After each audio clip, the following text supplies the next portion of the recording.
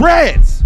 What's good, everybody? It's Coach Phil with Coach Phil Reacts, and I am back with another video. So, as we are getting ready to go into the end of the year, we are finna go on a roll right now. So it's going to be about from today when it's posted, it'll be Saturday. So from Saturday onward, all the way to the 1st, it's going to be nothing but uploads every single doggone day to end 2023. So just be prepared for this. And the first video I wanted to do as we go on our, we hit our stride right now here in the off season, I wanted to kind of attack the last little bit of things about 2023 season, obviously talk about the Grey Cup. And this video we want to look at is from the Waggle Podcast with Hina Mwamba and Donovan Bennett. Shout out to them. I'm going to put a link down low in the description box for their channel. And it's a clip from their podcast talking about what went wrong for the Winnipeg Blue Bombers in the 110th Grey Cup. I know it's been a few weeks since the Grey Cup. I know it's kind of like people have said a lot of things about, can you consider the Blue Bombers, this run that they've been on, can you consider that a dynasty? Or was it a flop? I want to hear what Hinock has to say, and I also want to hear what Donovan has to say, because Hinock has, obviously, he beat them last year in the Grey Cup, won CFL Most Outstanding Player for the game, and also Most Outstanding Canadian. That's incredible to do that. So he has some insight possibly on what was the cause of certain things for them in this Grey Cup against Montreal. So if this is your first time to the channel, run over there, subscribe, hit notification bell, all that jazz. Also, you want to join the membership? Join the membership click. Got some videos coming out for y'all. Working on that right now. And also, as you can see, a brother is working on a couple things for y'all. So, I got we're going to try like a little sweatsuit right now. Boy, I'm feeling good. Hold on. Let me set the profile. Let me shut the profile. The other way too. Yeah, check the back. Yeah. But that's just, that's coming up. But anyway, let's get to the video, y'all. Let's see what's happening. I never really react to like podcast stuff and all that, but this is something interesting that I saw CFL post, so I want to take a look at it my doggone self. And legacy, and now we're talking about what's next and how do we get here. Just a couple of questions. Let's go on the schematics first. Okay. Because you're looking at a team when we're trying to do a synopsis. Get to 4 straight Grey Cups. That is outstanding. Now have a 50% batting average in those Grey Cups. Have lost 2 straight as favorites. They, in fact, fared better in the Grey Cup when they were underdogs as they were the first time they won it. But we talked about that man-to-man coverage against the Alouettes. Bo Levi Mitchell, post-game, in his hit with TSN, said there was a miscalculation. Listen, Reggie Hall is an amazing defensive coordinator, but it doesn't excuse the fact that he's also been here more than any other defensive coordinator in the past 4 years. And in that moment right there, cover 0, a sack does nothing for you. You're up a field goal. Okay. You drop 9 guys, you get them to hold the ball a little bit, you get them to kick a field goal, tie the game, but a sack does nothing for you right there. Every offensive player right there, I promise you, is saying, please run cover 0. Cody Fajardo, as soon as he saw those linebackers start coming to the line, he saw the DB start to take in the middle, he knew, he was like, I'm going to have one-on-one right here to one of my favorite guys, Tyson Philpott, your most outstanding Canadian. Amazing route, amazing throw. Having some time. Okay, here's the thing. All right, so for folks that want to know what cover 0 is when you got nobody over top, everybody's playing man, you got blitz coming. It's pretty simple. Like we're not worried about over the top. We are worried about we're going to lock you up. I just hit the microphone. We're going to lock you up. And most of the time when you're a DB, they want you to play inside. If you play inside, keep your leverage, you're going to force them outside. If you're playing outside, you're shading outside, you want them to go inside because you got something working inside for them with the backers and, different coverage things. But why would you do that? Call that in the red zone. It's See, that's the thing that frustrates me about football sometimes is every scheme is different. A lot of people say, you shouldn't run zone in the red zone. But then there's also people that say you shouldn't run man coverage in the red zone. So what do you want us to do? What do you want a DC to do? It all depends on the personnel that you got out there, down and distance, the situation. What are the tendencies that they show? Are they going to try it with these 3 downs? Are they going to sit? Well, here in the States, obviously 4 downs. What are they going to do? What are they going to do their first 2 downs? Are they going to try and run it? If we stop them, get them 2 yards, 3 yards, they're going to have to throw it something short. Are they trying to chip away, or are they just going to try and throw fades at us? So everything it's different, it's situational, but I kind of agree with, I get what Bo is saying, but for the personnel and the talent that they have on Winnipeg, and you got DeMario Houston, the best corner that everybody says the best corner in the league, going up against Tyson Philpott, you think 9 times out of 10, that's lockdown. But if you watch the film back, he was kind of playing a little off. Not like him, he was off his game or something, but he was just, it looked like he was playing a little off. He was trying to he was like backpedaling or he was moving forward. I can't tell. I got to watch it again. Let's go back. Let's just go back for the little bit that they showed. Your most outstanding Canadian. Let's Amazing route, watch. Amazing throw. Having some time and Okay, I gotta go back a little more. I think, But it doesn't excuse the fact that he's also been here more than any other defensive coordinator in the past 4 years. And in that moment right there, Trailing. He got beat inside. But it looked like he was head up on him. So if he did play inside, yeah, force him to work his release outside and then make it a tougher route for him. But if he's designated to run the slant, you've taken away the slant. You just don't got to get beat inside. But I don't know. It's all situational. Let's continue. there, cover 0, a sack. And you're playing behind, like he almost got there, but you drop 9 guys. you know, you get him it is what it is. Bit, you get him to kick Any given the Sunday, game, as they said. Nothing for you right there. Every offensive player right there, I promise you, is saying, please run cover 0. Cody Fajardo, as soon as he saw those linebackers start coming to the line, he saw the DB start to take into the middle. He knew, he's like, oh, I'm going to have one-on-one right here to one of my favorite guys. Tyson. Gotta give Cody credit. That's a great read. Amazing That's just route, amazing seeing throw. everything, seeing the field. It's nice. You hear that and you say what? I think that, Bo wasn't wrong in saying what he said. Watching the game, watching the replays, watching it live, I even saw. I feel like, the Winnipeg Bombers are not a team that typically goes, 0, but they felt like they needed to at that point and at that time. Send pressure, but do you always have to send pressure is the question. And I'll say this. I'm not going to point any fingers because I didn't, prep it like that. But multiple times I'm watching, and I could tell when they were going 0. And what I noticed was the fact that they don't practice 0 often. And if you want to be a 0 team, and I've been a part of Noah Thorpe's defense, I've been a part of Chris Jones's defense. These are guys that love going exotic blitzes and bringing +1 and sometimes +2 guys off the edge, up the middle. You could tell that there were mistakes that were being made. And if you want to be a team that brings a lot of pressure, you have to practice it since training camp and continuously all the way up until All right, your stop right last there. game of the He makes a valid point. He makes a very valid point, and I respect what Henoch said. You have to practice that. That starts with installs. That starts from day one. Maybe not day one, but like when you start doing your install, you got to rep that shit a lot. If you're going to run exotic blitzes, if you're going to be cover 0, if you're going to if whatever your bread and butter is, you better make sure you've practiced it. You've repped the hell out of it. Some people don't like to rep too much, but you have it when it comes to exotic blitzes, when you're delayed blitzes, when you're sending fire zone, when you're starting certain things that, or even just disguising your blitzes. You got to work on that heavy. I'm talking about, man, if we're going to go Scully, if we're going to go half rack, whatever the case may be, if we just going to do that, damn it, we going to get ours in, you know what I'm saying? We going to work as a unit and we going to just install, rep, to hell with everything else. You got to get it in that first two weeks and then build upon that. You have to build that foundation with those exotic blitzes, those bread and butter calls that teams might be, it's you can know what a team is going to do. You still got to stop it. And I agree. Like I said, I agree with what Henoch said. They don't look like they practiced it a lot. When you get to the championship, whether it's Grey Cup, Super Bowl, Sugar Bowl, doggone national championship game, state championship, youth football championship, whatever the case may be, you don't need to throw everything but the kitchen sink at them. If you know your system, rely on that, trust it, and let it happen. Now, you throw in a couple wrinkles here and there to kind of throw them off. That's more, hey, you know what we're going to do, but we're going to throw this little uppercut, little undercut right here at the ribs, or we're going to throw this shot right here.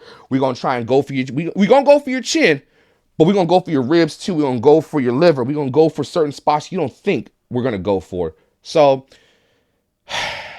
I agree. You know, they didn't. They probably did. We don't know that. We can't sit there and say, oh, they didn't practice that. We don't know. Maybe they didn't, but the results showed they probably didn't practice that a lot. It was probably just something they threw in on a Thursday or a Friday or a Wednesday.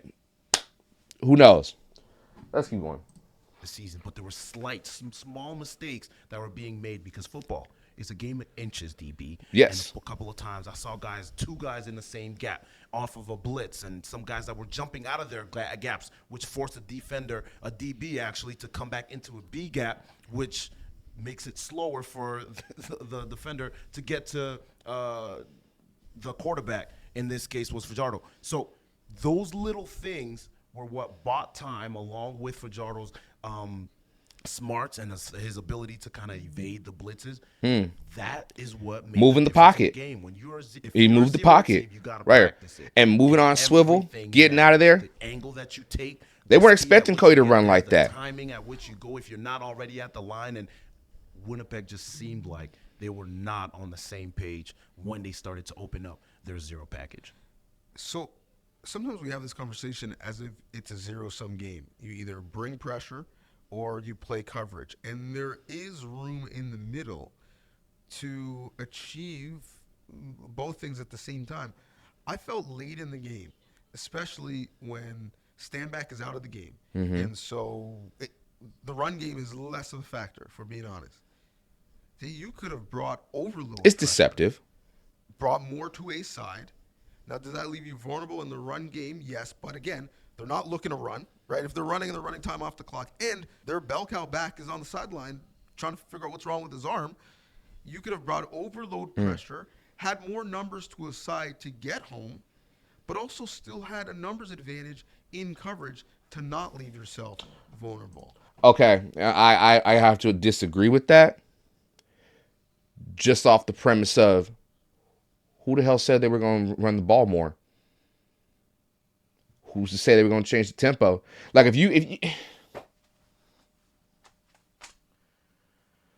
know, I respect opinions. I love to hear it. I would like to know, why? Okay, tell me this. Tell me this. Why overload blitz? People love overload blitzes. But what side are we talking about? What side are we talking about? Are we overloading on the weak side, or are we overloading on the strong side? What are we? It's little things like that, man. Like, what are we doing? Are we gonna go for Cody's blind side? Or are we gonna go right at him so he can see it? And then if you do, I don't know. He's not wrong. I don't want people to think, oh, I think he's wrong. I'm not saying he's wrong at all. I like the discussion. I like where he's going with this, the overload. Let me premise that. I like that. I don't know. What do y'all think? Put that in the comment section. When they took out Stanback, William Stanback, and that was their bell cow, as he said, do you overload blitz? Or do you play back a little bit? You know they're going to have to throw the ball. So what is a happy middle for a defense? Are we going to send the heat? Now, here's the question. If you're going to send the heat, are your guys going to get there? Because there's a difference between, okay, we're just going to send a blitz. We're going to send this. What type of blitz are you sending? Who are we sending, and how are we sending it, and what gap are we going? Are we off the edge? Are we in the alley? Are we playing B? Are we sending a scoop here? Are we sending a slant here, but we're going to go off the ass of him right here? There are different ways of going at it. I just want to know, why overload blitz? That's all I want to know.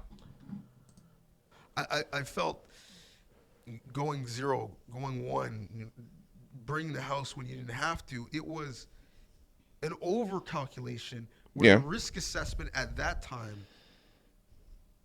you're gambling. Make it necessary. It's not as if you're down and you're trying to force the issue, get a strip sack, fumble, scoop and score, something like that. You're up. So I appreciate you're trying to go win the game and not prevent and not lose it. But I still think there could be some balance. But then if you play prevent, but if you're playing prevent, you're playing scared. So one thing we all notice, like when you watch the NFL, you see like teams are playing bound. They're playing that. They're setting guys to keep them from going out of bounds. We'll give up all the middle, but I saw Kyle Shanahan. I think it was Kyle Shanahan or their defensive playbook about a year or so when they played Dallas. They had everybody, all their DBs lined up to keep Dallas in bounds and keep them from stopping the clock. Could they ever do that in the CFL? I highly doubt that just because the game is a little different. But if you're playing prevent defense, the stigma is, oh, you're playing scared. You're playing not to lose. And you're giving up the middle. You're giving up this. You're giving up that. You're sending guys all the way back. There's a big old gap in between so someone could run, stretch it across the field. Boom, right, I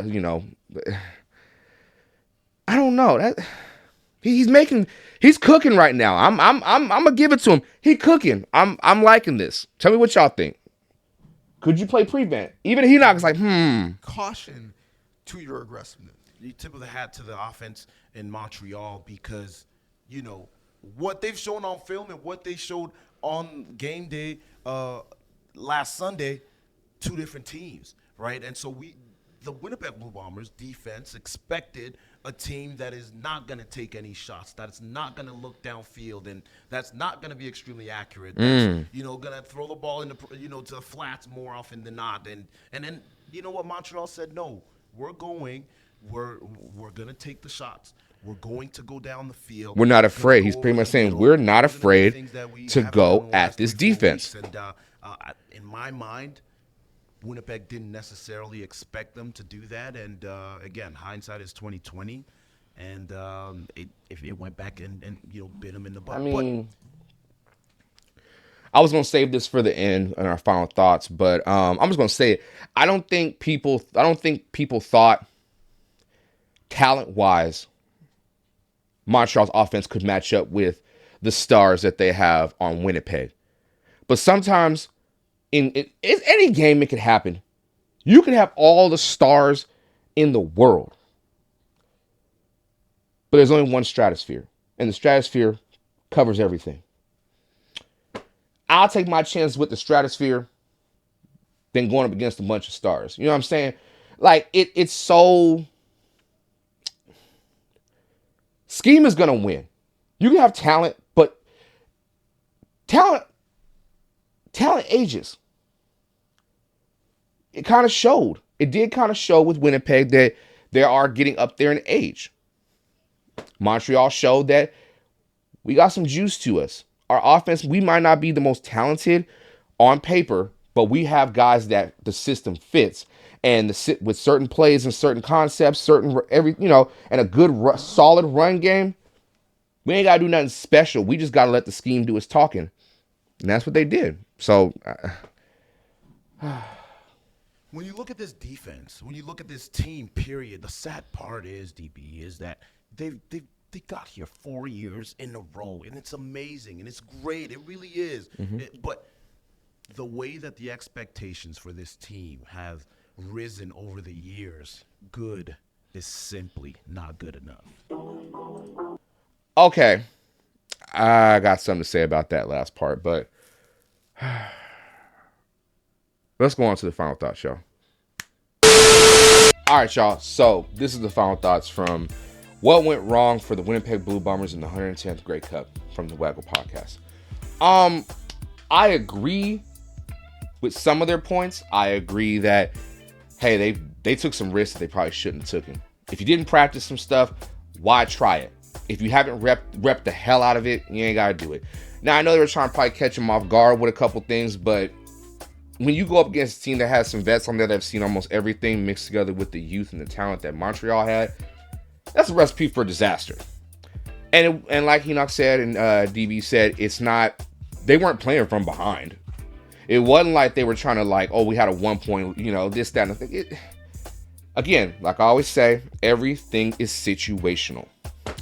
That was a situation where you don't need to go cover zero and just go black on everybody. You feel me? But as far as people saying, and I've seen this on Twitter, I've seen it on Instagram. Go follow me on Instagram, by the way, at CoachPhil425, and on Twitter at CoachPhilReacts. Shameless plug. a lot of people were trying to say, can you call Winnipeg a dynasty? My honest opinion is this. Shannon Sharpe said it best when they won their first Super Bowl. Everybody can win one. In order to be really special, you got to win two. They did. Can you call them a dynasty? Can you? A dynasty is 3. And they haven't done that. And then to lose back-to-back Grey Cups, it kind of like a consolation prize when you say they've gone to 4 straight. Yeah, they won the first 2, but they've dropped 2. They've got 2 L's on them. You can't call them a dynasty, but you can call this run one of the greatest runs of all time. To go to 4 straight in this era where it's back and forth, back and forth, back and forth, teams are in and out of the Grey Cup. Now, to do this for a substantial amount of time, you got to give all the credit in the world to Winnipeg and to keep their core together and what they do and what they stand for over there in Winnipeg. Whatever's in the water to get them guys to stay, and the money, or I had someone tell me, they said screw the salary cap. We just gonna get what we get. You know, it's bananas to see this, but they got. And here's the thing, before we get out of here, they might be reloaded. Like, people don't talk about the depth that they have on their bench, the young guys that are coming up. There's some pieces I see there on that defense that I've said it before, I'll say it again. That last game against Calgary, I saw something. I saw a few things. And I saw someone post on there, who would you want on Instagram? You know, who do you want to build a franchise around? Trey Ford or Drew Brown? Zach won't go much longer. You know, Zach won't go so far. You know what I'm saying? He's getting older. You want to keep Drew around and keep this thing rolling, O'Shea? You might want to keep Drew around. But that's my view on it. I love what they talked about. I value what they said on the Waggle Podcast, man. Shout out to them again. And that's it right there, y'all. So tomorrow, I'm going to be working on the next video. And I'm working on the next, it's going to be a double feature. I'll have that one out for Sunday. And we just going to keep rolling. Oh, by the way, shouts out to my boys over at Team Takeover. I got this shirt, man. I had to get the big dog shirts, man. I ain't no baby. I'm a shameless plug this for them, man. I had to get a new Jalen Ackland shirt. You know what I'm saying? I plug my own stuff, but I'm gonna plug it for my peoples. You know what I'm saying? I got the Jamal Davis, man. Look at the Jamal Davis one. I got, what else I get? Y'all really need to go mess with my people, man. I had to get the Sean Lemon 100 sack one. I had to get it. I got what else I get? I got a couple of them, man. I got Jamal Peters. Doggone it. Pretty much I have most of these shirts. I just had to get a bigger size. I got the Willie one from my daughter, and then I got Sean's one from Calgary. So I'm gonna put his Instagram in the description box below. Y'all gonna mess with my boy over there at Team Takeover, man. I'm gonna be working on the new merch and all that for the winter drop. I'm gonna have that out. We're gonna do sweatsuits. We're gonna do different designs, different logos. I got some funny stuff on the way. Also, before we get out of here, within the next couple weeks, I'm gonna be taking pre-orders for the Scamilton shirt. Some of y'all have been asking about it. I am gonna make a Scamilton t-shirt, and I'm gonna make sure that it's memorable. So be on the lookout for that, y'all. Until then, continue to be great, strive for greatness, all that jazz. And always remember, I'm the brightest star that's ever stepped foot on the face of God's green earth.